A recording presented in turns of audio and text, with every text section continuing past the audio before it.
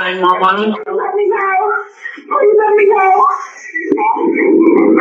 Ang nagmamadali at takot na boses na narinig sa tawag na iyon ay pagmamay-ari ni Denise Amberly. Habang nakapiring at nakagapos sa likod ng isang sasakyan, palihim siyang nakatawag sa 911. Desperadong sinusubukang sabihin sa operator ang anumang detalye na maaari niyang maibigay tungkol sa kanyang lokasyon. Nanginginig ang kanyang boses habang pilit niyang inuunawa kung nasaan siya at kung paano siya matutulungan bago pa man mapansin ng kanyang dumukot na may hawak siyang cellphone. Ngunit ilang sandali lamang matapos magsimula ang tawag, bigla itong nahinto. Iyon na sana ang pinakamalaking pagkakataon ni Denise upang mailigtas ang sarili.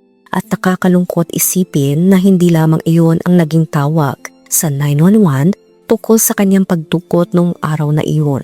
Maraming tao ang nagtangkang humingi ng tulong, ngunit sa huli walang nakapagligtas sa kanya.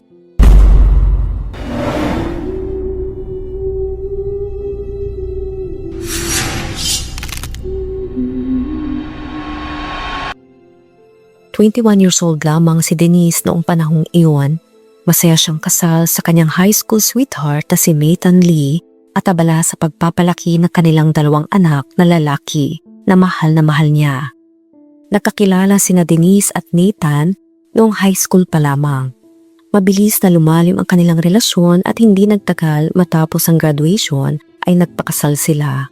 Hindi rin naglaon ay nabuo ang kanilang maliit na pamilya nang isilang ang kanilang panganay na si Noah at makalipas ang 2 taon ay sinilang naman ang bunso. Ngunit tulad ng maraming batang mag-asawa, hindi laging madali ang buhay para sa kanila. Stay-at-home mother si Denise habang dakong trabaho naman ang pinapasukan ni Nathan para lamang matustusan ang kanilang pangangailangan. Kahit hirap sila sa pera, hindi raw iyon naging hadlang sa saya at pagmamahal sa loob ng kanilang tahanan. Dahil limitado ang budget nila, nakahanap sila ng isang bagong tayong bahay na paupahan sa Northport, Florida.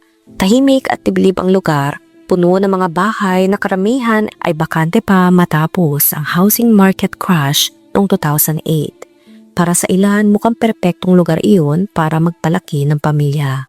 Ngunit para sa mga magulang ni Denise, may kakaibang pakiramdam ang lugar.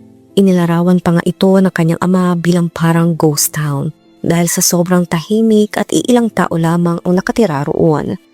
Sa kabila nito, tinanggapin ni Nathan at Denise ang bahay bilang isang biyaya, isang pagkakataong magkaroon ng sariling tahanan habang nagsisimula pa lamang sila sa buhay. Noong January 17, 2008, bandang 11:09 ng umaga, tumawag si Nathan kay Denise habang lunch break niya sa trabaho. Nag-usap sila ng ilang minuto at tulad ng madalas silang ginagawa, napunta ang usapan sa mga simpleng bagay sa bahay. Dahil mainit ang panahon, sinabi ni Nathan kay Denise na off muna ang aircon at buksan ang mga bintana upang makatipid sa kuryente. Sinabi naman ni Denise na nagawa na niya iyon. Walang kahit anong kakaiba sa naging usapan nila.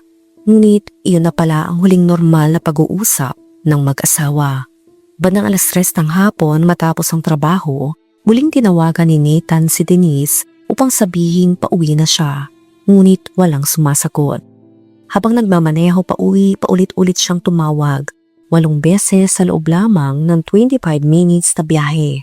Hindi man niya agad inisip na may masama nang nangyari, nagsimula na siyang makaramdam ng kaba. Pagdating niya sa bahay, agad niyang napansin ang unang kakaibang detalye. Sarado ang lahat ng bintana. Hindi iyon tugma sa sinabi ni Denise kaninang umaga. Pagpasok niya sa loob ng bahay, wala si Denise. Tahimik ang buong bahay. Nang silipin niya ang kwarto ng mga bata, nakita niyang parehong natutulog ang 2 nilang anak sa iisang crib. Isang bagay na hindi kailanman ginagawa ni Denise. Mas lalo siyang kinabahan nang makita niya ang cellphone, susi at handbag ni Denise na naiwan lahat sa bahay. At kahit sarado ang mga bintana, hindi naman nakalak ang mga ito. Matapos niyang halugugin ang buong bahay nang walang makita kahit anong bakas na kasawa, tuluyan ang napalitan ng takot ang kanyang pagkalito. Habang tumatagal, lalo lamang lumalalim ang kaba ni Nathan, kaya agad siyang tumawag sa 911. Pilit ipinakaliwanag na parang basta na lamang naglaho ang kanyang asawa. Matapos ito, tinawagan niya ang ama ni Denise na si Rick Goff, isang veteranong police sergeant na may 25 years na karanasan sa law enforcement. Sa mismong sandaling narinig ni Rick ang nangyari, alam niyang seryoso ang sitwasyon. Hindi ito simpleng pagkawala, may masamang nangyari. Habang iniimbestigahan ng mga pulis ang lugar, may isang kapitbahay na nagbigay ng napakahalagang impormasyon. Ayon sa kanya, may nakita siyang kahinahinalang berteng Chevrolet Camaro. Napaikot-ikot sa subdivision bago ito huminto sa driveway ng bahay ng mga Lee. Agad na naglabas ng bolo alert ang pulisya para sa sasakyan. At pagkatapos, isang nakakakilabot na tawag ang natanggap ng 911. Isang babae ang umiiyak, kumihiyaw at halos hindi na makapagsalita sa takot. Ito si Denise.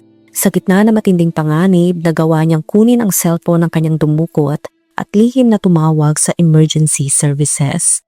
Habang kunwari nakikipag-usap sa kanyang captor, pilit lang ibinibigay sa operator ang mga detalye tungkol sa sasakyan at sa lalaking may hawak sa kanya.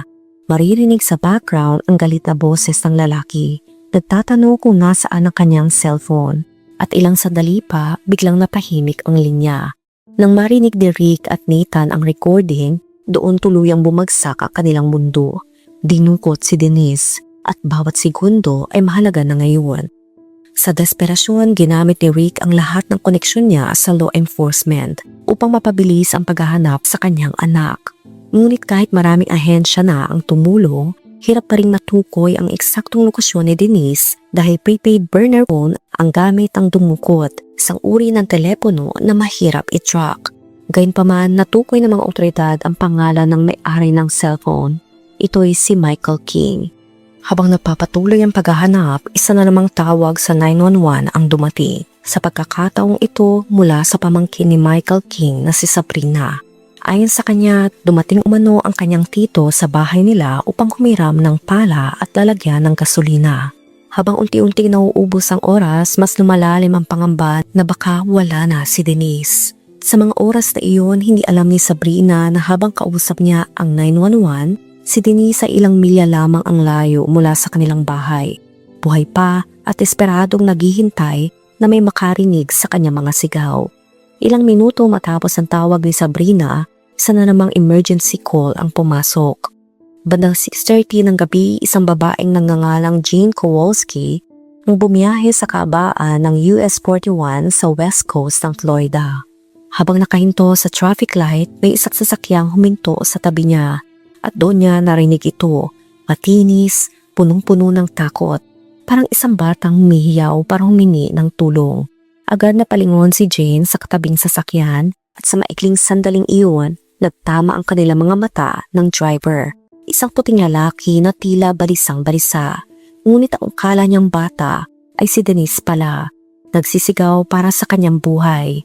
Biglang may kamay na malakas na kumalabog sa passenger window ng sasakyan. Kitang-kita ni Jane ang driver habang pilit itong pinipigilan ang taong nasa tabi niya. Hindi na siya nag-atubili. Agad siyang tumawag sa 911. Habang kausap ang operator, pilit lang sinusundan ang Camaro. Sinubukan niyang kunin ang plate number habang inilarawan ang lahat ng kanyang nakikita. Ngunit habang tumatagal ang usapan, kapansin-pansing mabagal ang naging tugon ng operator. Sa kabilang banda, si Jane ay ginagawa ang lahat upang hindi mawala ang sasakyan sa kanyang paningin. Minsan pa nga tila napansin ng driver na sinusundan siya. Huminto ito sa likuran ni Jane na para bang sinusubukan siyang takutin o obserbahan. Sa kaba, binagala ni Jane ang kanyang takbo sa pag-asang mauunahan siya ng Camaro upang makita niya ang plate number nito. Ngunit hindi iyon nangyari. Sa halip, mas lalo lamang bumagal ang sasakyan at maya-maya, bigla itong lumiko. Nataranta si Jane at nagtanong sa operator kung dapat ba niyang sundan ang kotse. Ngunit bago pa siya mabigyan ng malinaw na sagot, hinarangan na siya ng traffic. At dito tuluyang nakatakas si Michael Key. Habang nangyayari ang lahat ng ito, maririnig sa recording na ipinapasa lamang ng operator ang impormasyon sa loob ng call center. Ngunit tila walang agarang aksyon na isinagawa upang habulin ang sasakyan. Samantala, 6:42 ng gabi na makarating ang mga pulis sa bahay ni Michael King. Pinilit nilang pasukin ang bahay matapos walang sumasagot sa loob. Tahimik, walang tao, Ngunit habang ina-inspeksyon nila ang property, may natuklasan silang silid na agad nagbigay ng matinding takot sa mga investigador. Isang kwarto na inilarawan nilang parang room. Sa loob nito ay may mga posas, lubid at iba pang nakababahalang kagamitan. Unti-unting lumalabas ang mas madilim na katotohanan tungkol sa lalaking pinaghahanap nila. At habang lumalalim ang gabi, mas lumiliit ang pag-asang mailigtas pa si Denise ng buhay. Malinaw sa mga investigador na ang kwartong natagpuan sa bahay ni Michael ay kamakailan lamang nagamit. Sa loob nito may natagpuang duct tape na may nakakapit pang mahahabang hibla ng buhok. Isang detaling lalo pang narpatibay sa hinalang may matinding karahasang naganap doon. At habang nagpapatuloy ang paghahanap kay Denise, isa na namang tawag sa 911 ang pumasok, makalipas lamang ang 8 minuto. Ang tumawag ay si Harold Muxlow, ama ni Sabrina at pinsan mismo ni Michael King. Ngunit sa takot o marahil ay pagkalito, tumawag siya gamit ang isang payphone at tumangging ibigay ang kanyang pangalan. Bagamat limitado ang impormasyong ibinigay niya, may isang detaling tumatak sa operator. Isang berdeng Chevrolet Camaro na may itim na bra cover sa harapan. Habang kinakausap siya ng operator, unti-unting lumabas ang totoong nangyari. Bandang 6 ng gabi, pumunta umano si Michael sa bahay ni Harold upang manghiram ng flashlight, gas can at pala. Ang dahilan niya, naipit daw ang lawn mower niya sa putikan sa harap ng bahay. Ngunit habang naroon si Michael, may isang babaeng biglang nakalabas mula sa sasakyan, si Denise. Nakasigaw ito kay Harold, desperadong humingi ng tulong at paulit-ulit na pinapasabihan siyang tumawag sa polis. Saglit na natigilan si Harold. Nang tanungin niya si Michael kung ano ang nangyayari, mahinahon lamang umano itong sumagot. Anya, wala yan, huwag kang mag-alala. At bago pa tuluyang maunawaan ni Harold ang sitwasyon, pilit nang ibinalik ni Michael si Denise sa sasakyan bago mabilis na umalis. Sa isip ni Harold, posible lamang itong away magkasintahan o simpleng domestic dispute. Kilala raw kasi niya ang pinsan niyang si Michael na may magulong relasyon noon, ngunit hindi siya matahimik. Kaya agad niyang tinawagan ng anak niyang si Sabrina at ikinuwento ang nakita niya. At si Sabrina hindi nagdalawang isip, agad siyang tumawag sa 911. Habang lumilipas ang oras, lalo lamang bumibigat ang kutob ni Harold. Kaya nagpasya siyang puntahan ang bahay ni Michael upang alamin kung totoo ba ang kwento tungkol sa lawn mower. Ngunit pagdating niya roon, walang tao at higit sa lahat, walang lawn mower na naipit sa putikan. Doon niya napagtantong nagsisinungaling si Michael at sa wakas, nagpasya na rin siyang tumawag sa pulis. Kalaunan, mabilis na napagdugtong ng mga otoridad na si Harold ay ang anonymous caller at siya ring ama ni Sabrina. Agad siyang kinapanayam ng mga pulis at doon niya isinalaysay ang lahat ng kanyang nasaksihan. Para sa pamilya ni Denise, isa itong napakasakit na bahagi ng kaso. Dahil sa lahat ng taong nakakita kay Denise noong araw na iyon, si Harold ang may pinakamalaking pagkakataong mailigtas sana siya. Ngunit huli na ang lahat. Bandang 9:16 ng gabi, isang state trooper ang nakakita sa sasakyan tumutugma sa inilabas na bolo, ang berdeng 1995 Chevrolet Camaro na may itim na cover sa harapan. Sa wakas, natagpuan na si Michael King, ngunit mag-isa lamang siya sa loob ng sasakyan. Pagbaba niya mula sa kotse, napansin agad ng trooper na basa siya mula sa baywang pababa. May cellphone din siyang dala, ngunit tinanggal niya ang baterya nito. Sa loob naman ng sasakyan, may natagpuang pala na puno ng putik. Makalipas ang ilang minuto, nakatanggap ng tawag si Rick Goff na nahuli na si Michael. Sa sandaling iyon, umaasa siyang buhay pa ang kanyang anak. Dinala si Michael sa istasyon para sa interogasyon, ngunit sa halip na sabihin ng totoo, gumawa siya ng panibagong kwento. Ayon sa kanya, biktima rin daw siya. Sinabi niyang may isang hindi kilalang lalaking umano na dumukot sa kanila ni Denise at pilit siyang isinakay sa sasakyan. Iginiit pa niyang sinubukan daw niyang tumawag sa 911 habang bihag sila.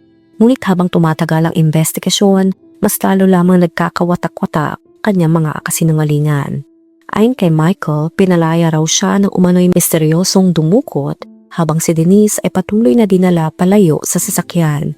Sinubukan pa niyang palabasin siya ang dahilan kung bakit nakatawag si Denise sa 911. Na para bang isa rin siyang biktima sa buong pangyayari.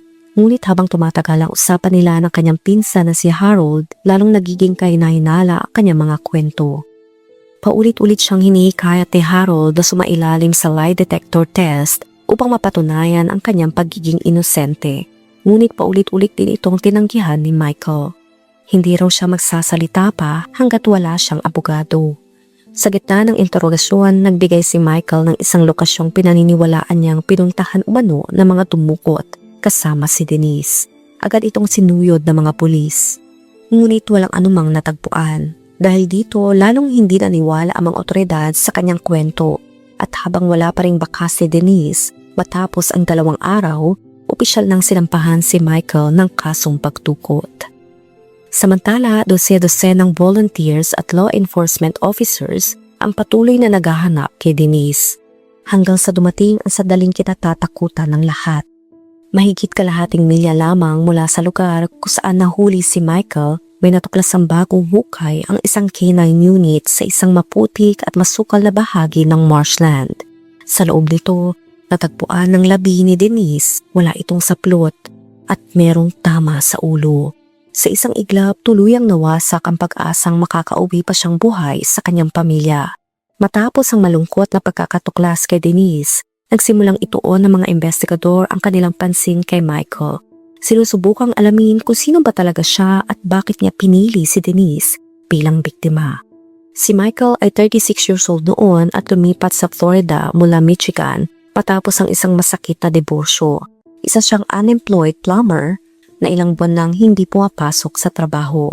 Wala siyang seryosong criminal record, ngunit habang mas lalong hinuhukay ng mga otoridad ang kanyang nakaraan, unti-unting lumilitaw mga nakakabahalang kwento tungkol sa kanya. Isang salon owner na si Patty Po ang nagsabing regular customer niya si Michael. Tahimik at mahiyain raw ito, maliban sa isang insidenteng hindi niya malilimutan. Minsan daw ay may kasama itong batang babae na ipinakilala niyang 15 years old lamang. Sa una, inakala ni Patty na kamag-anak lamang ito ni Michael. Hanggang sa bigla raw silang naghalikan sa harap mismo ng reception desk. May iba pang testimonya na nagsimulang lumabas matapos may balita ang kaso. May isang babaeng nagsabing nagpakita umano si Michael na maselang parte habang nasa trabaho.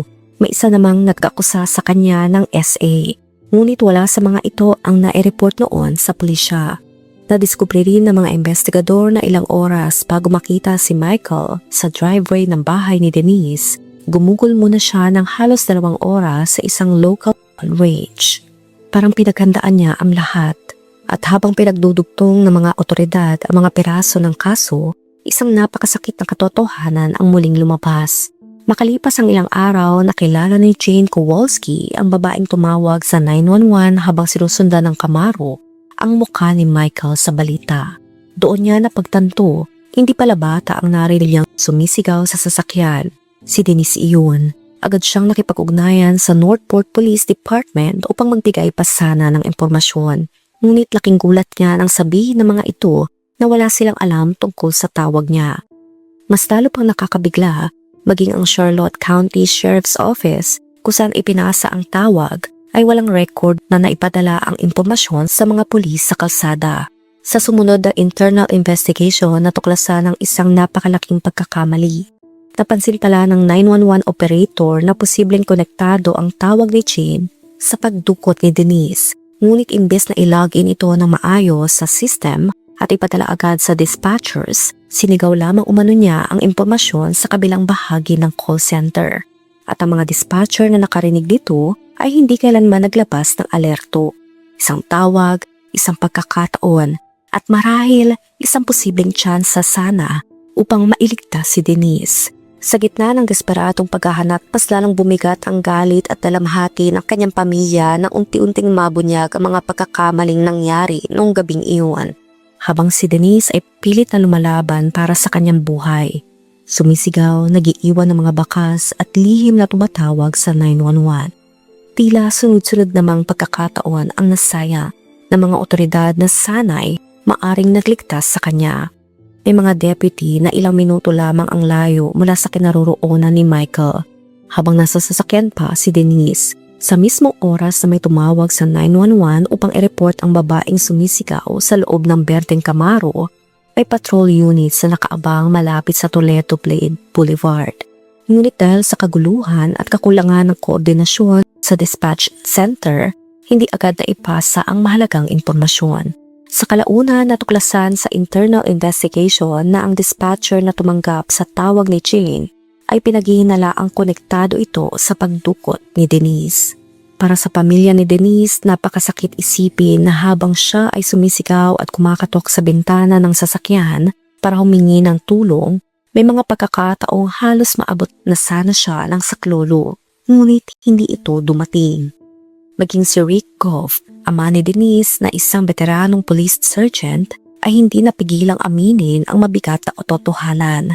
Para sa kanya, ginawa na kanyang anak ang lahat upang mailigtas ang sarili. Ngunit ang sistemang dapat sana'y tumulong sa kanya ang siyang pumalya sa pinakamahalagang sandali.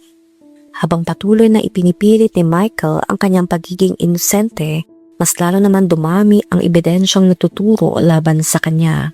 Sa loob ng Berdeng Camaro, natagpuan ng mga pulis sa mga hibla ng buhok ni Denise na tila pilit na bunot habang siya'y lumalaban. Tatagpuan din ng isang hugis pusong sinsing, isang regalo mula sa kanyang asawang si Nathan noong una nilang Valentine's Day. Ayon sa mga mahal sa buhay ni Denise, halos hindi niya kailanman inaalis ang singsing na iyon. Kalaunan, kinumpirma rin ng forensic testing na tumugma ang DNA ni Michael sa ebidensyang nakuha mula sa labi ni Denise. Bukod sa pagdukot at murder charges, naharap din siya sa alegasyon ng SA. 6 na araw matapos matagpuan ang labi ni Denise, nagtipon ang buong komunidad upang magbigay pugay sa kanya. Punong-puno ng luha at dalamhati ang kanyang libing. Isang batang ina, mapagmahal na asawa at mabuting anak ang nawala sa isang karumaldumal na krimen na hanggang ngayon ay nanatiling sugat sa puso ng marami. Ngunit para kay Nathan, hindi sapat na basta tanggapin na lamang ang nangyari bilang isang trahedyang hindi maiiwasan. Naniniwala siyang may mga pagkukulang ang mga otoridad, mga pagkakamaling maaring nagbago sana sa kahihinatnan ng araw na iyon. Noong April 2008, naghain siya ng kaso laban sa Charlotte County dahil sa umano'y kapabayaan sa pagresponde sa pagtukot kay Denise. Para kay Nathan, hindi pera ang tunay na dahilan ng kanyang laban, kundi ang pagnanais na matiyak na wala ng ibang pamilya ang dadaan sa parehong sakit. Kasabay nito nagsimula ring magsulong si Rick ng mga pagbabago sa 911 system ng Florida. Sa pagnanais na gawing aral ang sinapit ng kanyang anak, itinulak niya ang isang batas na kalaunan ay nakilala bilang Denise Amberly Act, isang batas na naglalayong pahusayin ang training at kalidad ng emergency dispatchers upang hindi na maulit pa ang parehong trahedya. Para sa kanila, hindi sapat ang simpleng pag-amin sa pagkakamali kung walang tunay na pagbabago. Habang isinusulong nila ang laban na iyon, mas lalo namang lumitaw ang kabuuang bangungot na pinagdaanan ni Denise sa mga huling oras ng kanyang buhay. Sa investigasyon natuklasan na paulit-ulit siyang inabuso ni Michael sa loob ng bahay nito. Maging bago siya paslangin, muli umano siyang sinaktan. Nang suriin ng medical examiners ang kanyang labi, nakita nila ang maraming defensive wounds. Mga sugat na indikasyong lumaban siya hanggang sa huli. May mga violet rin siya sa kanyang mga pulso kung saan siya iginapos. Kalaunan natukoy na pinutukan si Denise ng malapitan sa itaas na bahagi. Ngunit mas nakakaturog ng puso ang sumunod na natuklasan ng mga examiner. Hindi siya agad nasawi matapos putukan. Ang tama sa itaas ng kanyang kanang kilay ay nagdulot ng matinding pinsala. Ngunit may ebidensya ring nakapasok ang pulang likido sa kanyang mga baga. Palatandaang humihinga pa siya matapos ang putok. Ibig sabihin nagdusa pa siya bago tuluyang bawian ng buhay. Lumilitaw sa investigasyon na napili si Denise ni Michael bilang kanyang biktima dahil nakita siyang madaling maabuso at nagkataon lamang na nasa maling lugar siya sa maling oras. Halos 2 taon ding hinintay ng pamilya ni Denise bago tuluyang nahatulan si Michael King. Noong August 28, 2009, napatunayang guilty siya sa SA, pagdukot at murder. Ang hatol para sa SA ay 30 years. Habang buhay na pagkakakulong naman para sa pagtukot at para sa pagpaslang kay Denise Amber ay death sentence. Halos 17 years siyang nanatili sa metro bago tuluyang maisakatuparan ang hatol. Noong March 17, 2026 sa loob ng Florida State Prison, isnailalim siya sa lethal injection. Bandang 6:13 ng gabi, lokal na oras, opisyal siyang dineklarang wala na. Para sa pamilya ni Denise Amber Lee, ang pagkasawi kay Michael ay hindi nakapagpura ng sakit at pangungulila na iniwan ng trahedya. Gayunpaman matapos ang halos 18 years sa paghihintay, sinabi ng asawa ni Denise na si Nathan na sa wakas ay natapos na ang isang mahaba at masakit na kabanata ng kanilang buhay. Samantala, ipinahayag ng ama ni Denise ang kanyang pagkadismaya dahil hindi humingi ng tawad si Michael bago mawala. Para sa pamilya, ang pagkawala ni Denise ay isang sugat na hindi kailanman ganap na maghihilom. Ngunit sa kabila ng kanilang pagdadalamhati, pinili nilang alalahanin si Denise hindi lamang bilang isang biktima ng karumaldumal na krimen, kundi bilang isang mapagmahal na ina, asawa at isang simbolo ng pagbabago na nagbigay daan sa pagpapabuti ng sistema ng 911 emergency response sa Florida.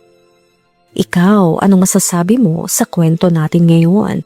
Let me know sa comment section.